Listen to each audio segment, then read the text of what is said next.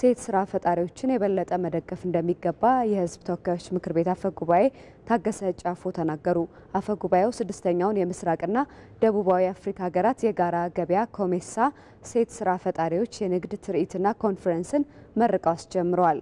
አፈ ጉባኤው በንግግራቸው ኮሜሳ ስርዓተ ጾታን ከሴቶች ኢኮኖሚያዊ አቅም ጋር ለማስተሳሰር እየሰራ መሆኑን አንስተው ይህ ኢትዮጵያ ሴቶችን ተጠቃሚ ለማድረግ የተከተለች ካለችው ስትራቴጂና ፖሊሲ ጋር የሚጣጣም እንደሆነ ጠቁመዋል። This trade fair provides a vibrant and creative platform for women entrepreneurs. ይህ የንግድ ፎረም ብቃት ያላቸውና በፈጠራ የተካኑ ሴቶች ፈጠራዎቻቸውን እንዲያስተዋውቁና ስትራቴጂካዊ ጥምረት እንዲፈጥሩ የሚያግዝ ነው። ኢትዮጵያም በጠቅላይ ሚኒስትር አብይ አህመድ መሪነት ሀገራዊ የሴቶች የልማት ስትራቴጂክ ንቅናቄን በመንደፍ ለሴት የሥራ ፈጣሪዎች የፋይናንስ ተደራሽነት ለማሳደግ የዲጂታል ክህሎትን ለማጎልበትና የገበያ ትስስር ለመፍጠር እየሰራች ትገኛለች። Digital literacy and market linkage for women entrepreneurs. የንግድና ቀጠናዊ ትስስር ሚኒስትሩ ዶክተር ካሳሁን ጎፌ በበኩላቸው ፎረሙ የሴቶችን ኢኮኖሚያዊ አቅም ከማሳደግ ባለፈ አህጉሪቱ የነጻ ንግድ ቀጠናን ለመፍጠር በመታደርገው ጥረት ውስጥ ትልቅ አቅም እንደሚፈጥር ጠቁመዋል። Ethiopia believes in the power of integration not as an abstract ideal but as a practical path to ኢትዮጵያ በተግባር በሚታይ ትብብርና በጋራ ብልጽግና ታምናለች። የኮሜሳና የሴቶች ፌዴሬሽን እውነተኛ ትብብር በሀገሪቷ ሴቶች ሙሉ ተሳትፎ እውን እንደሚሆን እናምናለን። ለዚህም ነው መንግስታችን በሴቶች ለሚሰሩ መካከለኛና አነስተኛ ኢንተርፕራይዞች ላይ እየሰራ የሚገኘው። በተጨማሪም አሳታፊ የሆኑ የእሴት ሰንሰለቶችን ማጎልበት፣ በሀገራዊ የንግድ ፖሊሲያችን ላይ አካታችነትን ማጉላት፣ የተመቸና አካታችነት ያለው የንግድ ምህዳርን ለመፍጠር እየሰራን የምንገኘው። We are laying the groundwork for a more inclusive trade. ሶስተኛው ዙር የኢትዮጵያ ታምርት ኤክስፖ ከሚያዝያ 25 ጀምሮ በአዲስ ኢንተርናሽናል ኮንቬንሽን ማዕከል በመካሄድ ላይ ይገኛል። ዛሬ በሚጠናቀቀው ኤክስፖ ከ5 ቢሊዮን ብር በላይ ግብይት ይፈጸማል ተብሎ እንደሚጠበቅ ተገልጿል። ሪፖርተራችን ሳምሶን ገድሉ በኤክስፖ ላይ ተገኝቶ ያደረገውን ቅኝት አብረን እንከታተል።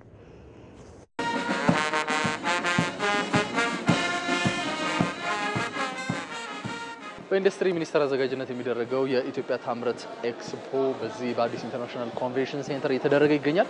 ምን አለ የሚለውን የተወሰኑትን ገባ ብለን እናያለን። አብራችሁኝ ነው።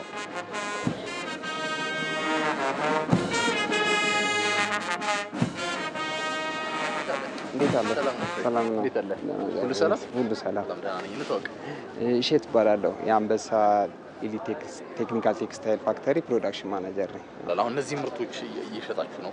ወደ ገበያ እያወጣችሁ ነው? በትንሹ ለመከላከያ ይሄንን ማቴሪያል ይሄንን ቀበቶ ለመከላከያ አቅርበናል ካሁን በፊት አሁን ፊውቸር ደግሞ እነዚህ ነገሮች ኢምፖርት የሚደረገውን ማስቀረት ነው። የተለያዩ ምርቶች ናቸው። እንግዲህ ኢትዮጵያ ይሄንንም እያመረተች ነው።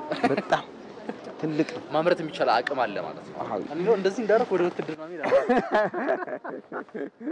ብዙ ሰዎች ነው የሚሉን እዚህ ኤግዚቢሽን ላይ በጣም ለኔ ያስገረመኝ ነገር ምን ነው ታውቃለህ? እንደዚህ ሁላ ኤክስፔክትድ ምን እንደረጋል መሰለኝም ነበር። የመጣ ሰው ሁላ እኛ ነው አፕሪሺየት የሚያደርጉት።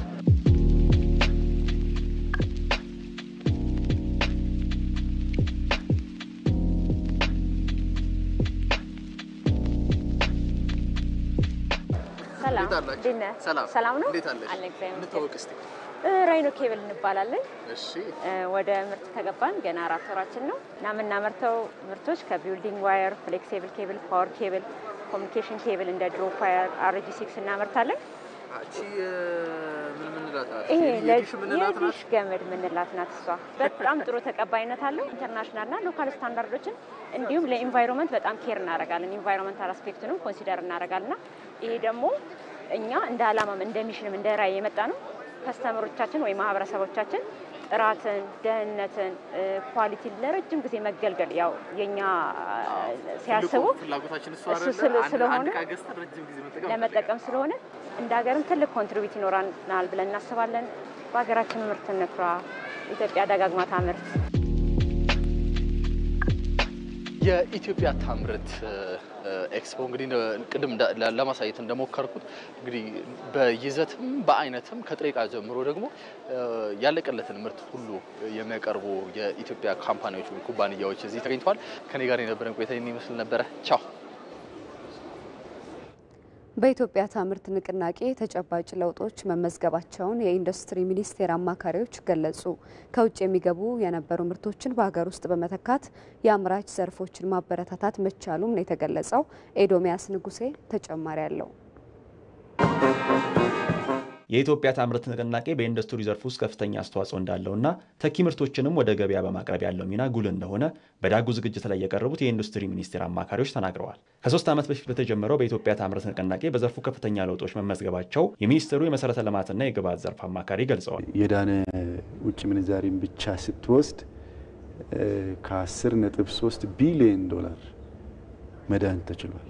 የሀገር ውስጥ ገበያ ድርሻ ንቅናቄው ሲጀመር 29-30 አካባቢ ነበር። አሁን 41 ደርሷል። በዚህ 3 ዓመት ውስጥ እንግዲህ ማኑፋክቸሪንግ የሚፈጥር የስራ እድል ከ950 ሺህ ሰው ቋሚ የስራ እድል የፈጠረበት የሰው ኃይል የስራ ያገኘበት እድል ስላለ ይሄ በቀላሉ ልታይ የሚችል አይደለም። 4% አልፎ የማያውቅ የአመታዊ የማኑፋክቸሪንግ እድገት አሁን 10% አድርጓል። በሀገር ውስጥ የተመረቱ ምርቶች ለሀገር ውስጥ ገበያ እንዲቀርቡ ከንቅናቄው በኋላ የተዘጋጀው ፖሊሲ ምቹ ሁኔታ መፍጠሩ ተነግሯል። ምርቶችም ወደ ውጭ ሀገር በመላክ የሀገር ውስጥ ገቢን ለማሳደግ ላኪዎች ምቹ ሁኔታ እንደተፈጠረላቸው ደግሞ ሌላኛው የሚኒስትሩ አማካሪ ያነሳሉ። ተኪ ምርቱም እንደ ኤክስፖርት እኩል ትኩረትና ድርሻ እንዲኖሩ የማድረግ ስራዎችን ትኩረት አድርገን እንሰራለን። የተለየ ማበረታቻ ብለን የምንወስደው አሁን ላይ ለኤክስፖርተሮች የምንሰጠው የቀረጥ ነጻ ማበረታቻዎች አሉ። እንዲሁም ወደ ኢንቨስትመንትም ሲመጣ የካፒታል እቃዎችን ከቀረጥ ነጻ ማስገባት የሚችልበት ሁኔታዎች አሉ። ግብአቱንም በተመሳሳይ ከቀረጥ ነጻ አስገብቶ አምርቶ ኤክስፖርት ለማድረግ የሚያስችሉ እድሎችን የሚፈጥሩ ማበረታቻዎች አሉ። የመሬት እንደሚታወቀው አሁን ላይ ክላስተር አድርገን ነው ኢንዱስትሪዎቹን እየመራን ያለ ነው። የተለያዩ የኃይል አቅርቦቶች ችግር እንዳይገጥማቸው ቦታውን አጽድተን የተለያዩ ፓርኮችን አዘጋጅተን ያለንባቸው ሁኔታዎች ስላሉ እነዛ ፓርኮች ላይ በሀገር ውስጥም በውጭም ያሉ ኢንቨስተሮች ቢመጡ በቀላሉ ገብተው ሊሰሩ የሚችሉባቸው ማበረታቻዎች አሉ። በአዲስ ኢንተርናሽናል ኮንቬንሽን ማዕከል የተጀመረው የኢትዮጵያ ታምርት ኤክስፖ ከ250 በላይ አምራች ኢንዱስትሪዎች የተሳተፉበት ሲሆን ይህ ኤክስፖም በዛሬው ዕለት ይጠናቀቃል። ወደ ውጭ ምንዛሬና ዓለም አቀፍ ገበያ መረጃ ስናልፍ ደግሞ በኢትዮጵያ ንግድ ባንክ አንድ የአሜሪካን ዶላር በ124 ብር እየተገዛ በ126.48 ሳንቲም እየተሸጠ ነው። ኦሮሚያ ባንክ ደግሞ አንዱን የአሜሪካን ዶላር በ131 ብር ከ05 ሳንቲም እየገዛ በ133 ብር ከ67 ሳንቲም እየሸጠ ነው። እነዚህንና ሌሎች ዓለም አቀፍ የድፍድፍ ነዳጅና ተያያዥ የግብይት መረጃዎችን አብረን እንከታተል።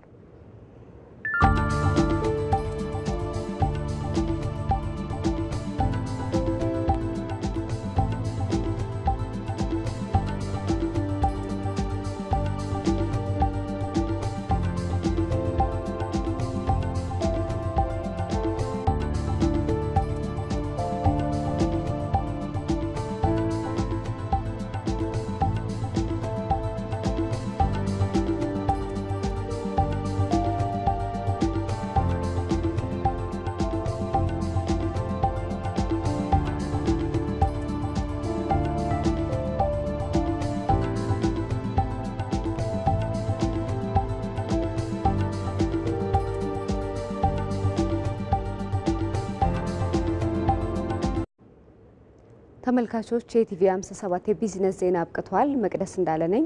አብራችሁን ስለነበራችሁ እናመሰግናለን።